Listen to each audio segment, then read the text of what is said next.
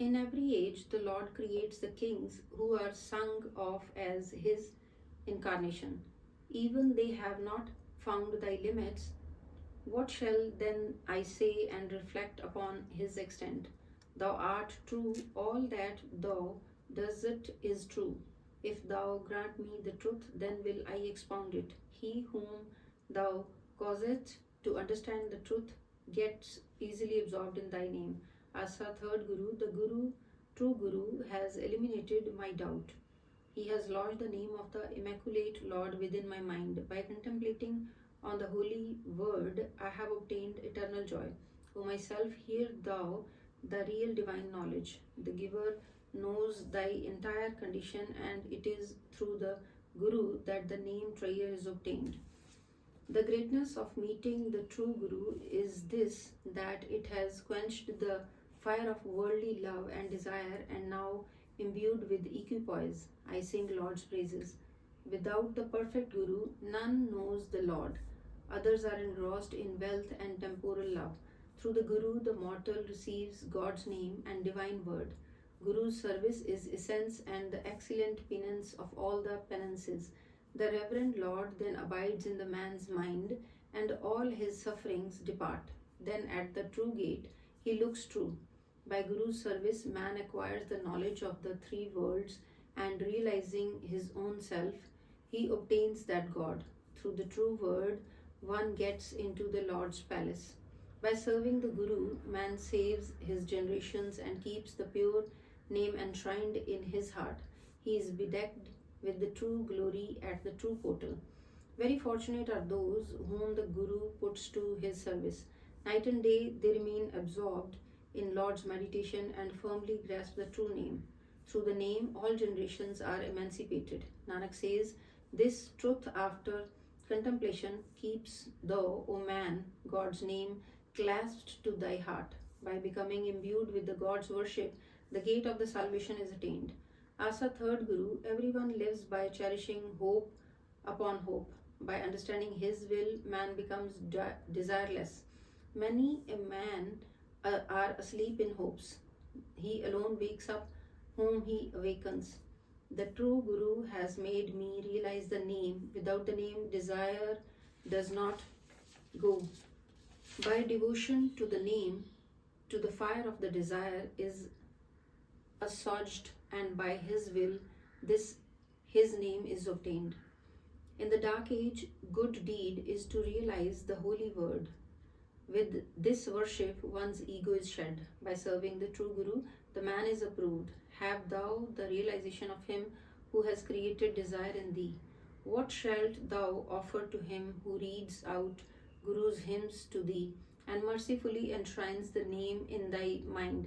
Shedding thy self-conceit, offer thou thy head unto him. He who understands Lord's command obtains eternal peace. The Lord himself does and himself makes others to do. Himself he installs the name in the mind of the Guru wards.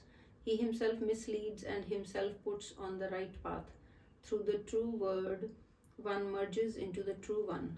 True is the word and true the holy text. Age after age, the holy person utter and recite it. The self-willed are gone astray in the worldly love and doubt. Without the name, all wander about like madmen. Throughout the three worlds, the one mammon holds its sway. The fool reads much, still holds fast to duality. He performs many rituals but suffers great pain. By serving the true Guru, one obtains eternal peace. The meditation on the name is a sweet nectar. By subduing the ego, one enjoys it day and night. He unto whom Lord shows mercy is blessed with divine bliss. He is imbued with the name and ever loves the true Lord. Contemplate on the divine word and recite the holy text and think of the God. Meditate on the God with heart denuded of egoism, imbued with his fear and hearty love for him. Contemplate on God. Nanak, enshrines thou the name in thy heart under the Guru's instruction. The creator of all is one, the only one. He is realized by true Guru's grace. Ragasa third, Guru Ashtapati Kar, eighth Kafi. It is from the Guru that peace comes which quenches the fire of desire. From the Guru, God's name and the great glory are obtained. O my brother, meditate on the Lord's sole name. Seeing the world burning in flames, we have run for God's sanctuary. From the Guru comes enlightenment and contemplation of the supreme reality. Through the Guru, man attains Lord's mansion and portal and the treasure fulls of his devotional service. By the Guru's guidance comes meditation on the name and realization of the true knowledge. Through the Guru's guidance comes devotion and God's praise, and the mind gets filled up with the infinite name. By the Guru's guidance, one attains happiness and never suffers any sorrow.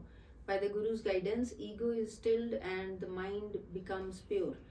On meeting the true Guru, self conceit is removed and the knowledge of three worlds is obtained.